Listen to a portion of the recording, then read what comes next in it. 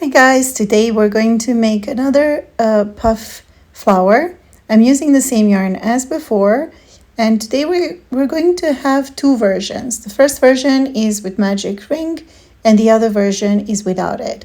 So the first version, I'm starting the magic ring and then I'm going to chain 3, and then I'm going to start creating puff stitches by just yarning over and inserting the needle into that into the magic ring, and then yarning over and just pulling it up as long as it goes, following that chain of 3 that I made at the beginning. Depending on your yarn, you may need to do this more than 5 times, sometimes 6, 7, 8.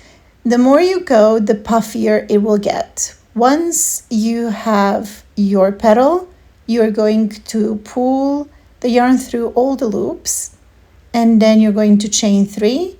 And here it doesn't really matter if you go from the front or from the back. I wanted to see if it's going to make any difference. It didn't.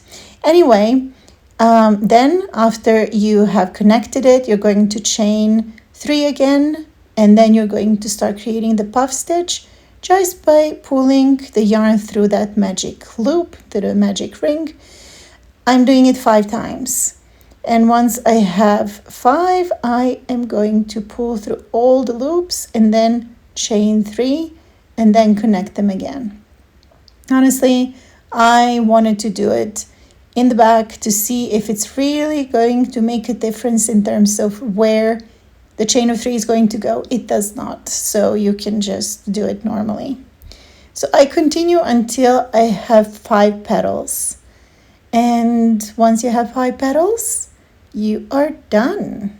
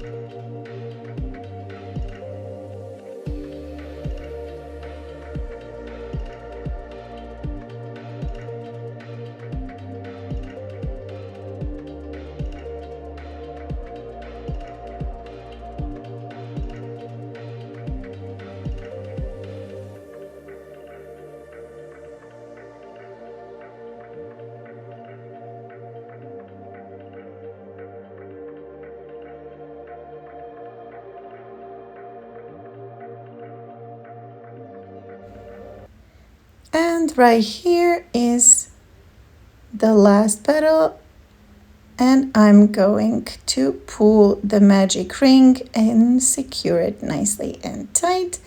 And this is the first option, the first flower. You can play with it a little bit to arrange the yarn in a proper way. Anyway, your flower is done. Next one is going to be without the magic ring.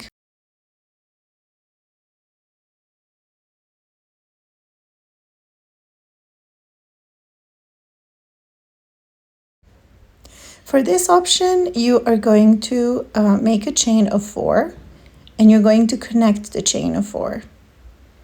I connected it with a single. I did not use a slip stitch. I just used a single crochet, and I chained 3. Then I yarn over, and into that space in between, I'm going to start creating the puff stitches. So that loop that we just created with the chain of 4 is our base for the flower. And I'm going to go around until I have 5 petals, and that's it. So again, depending on your yarn, you may want and you may need to do this more times, but it's totally up to you and how puffy you want your flower to be. For this project, I honestly advise using yarn that is a little bit fuzzy, is a little bit fluffy, because the flower is going to look a little bit like magical, like it comes from the forest or something. And I mean, it looks cute like this with the cotton yarn as well. And also, if you have yarn that's like really, really thin, this is the perfect project for it. Thin and fluffy yarn.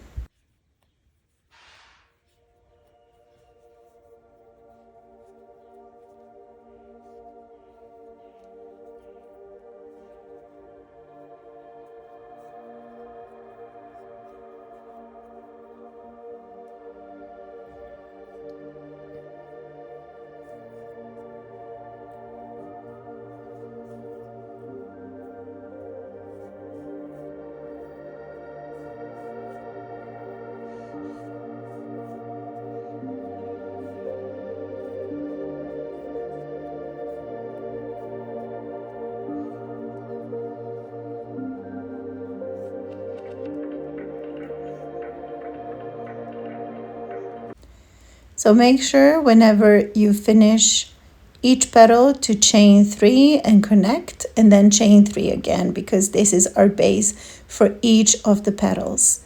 And then again inside the ring that we created at the beginning, pull the yarn all the way up and do it at least 5 or 6 times, even 8 or 10 if your yarn is very thin.